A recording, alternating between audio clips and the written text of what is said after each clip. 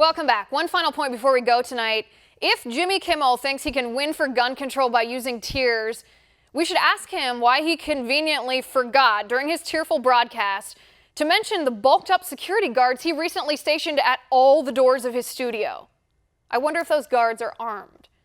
That's right, because celebrities and loser politicians like Hillary Clinton think it's okay to take guns away from us, to blame the firearm instead of the murderer, while they sit in their comfy, cushy nest of elitism, surrounded and protected by men with guns.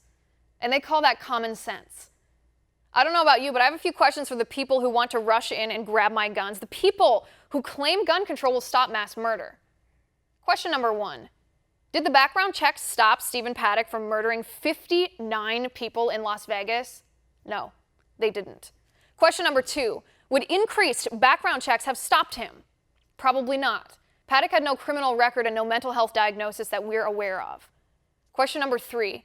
If making guns illegal stops mass murder, how come evil terrorists in Manchester, England were able to kill 23 people at the Ariana Grande concert without a gun? Question number 4. If the weapon is to blame for the crime instead of the criminal who commits the crime, where's the call to ban trucks? 84 people were murdered in Nice, France just last year by a terrorist who used a truck as his weapon.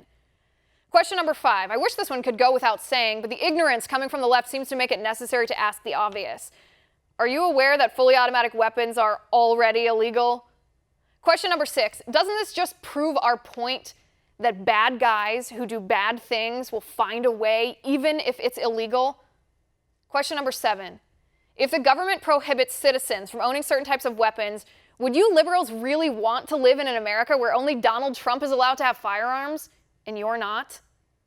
Question number 8, and don't even give me your inevitable, but Australia did it and it worked there argument. Australia doesn't have a Bill of Rights.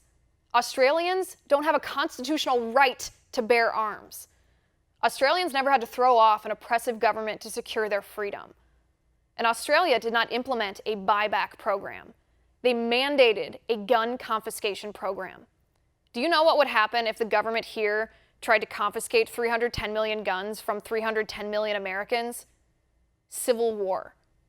I challenge liberals and gun control advocates to answer these questions. Jimmy Kimmel, Hillary Clinton, any liberal who wants to come on my show, have an honest debate, you're welcome on my show anytime. Meanwhile, I'll close with this point. I tend to agree with Kurt Schlichter here, who tweeted, "Here's why we won't have a conversation about our Second Amendment rights.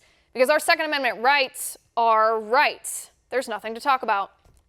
And that's my final point. You can reach me on Twitter at Liz_Wheeler. If you liked the show, please send me an email at oann.com/contact. In the meantime, catch us here tomorrow at 9 p.m. Eastern.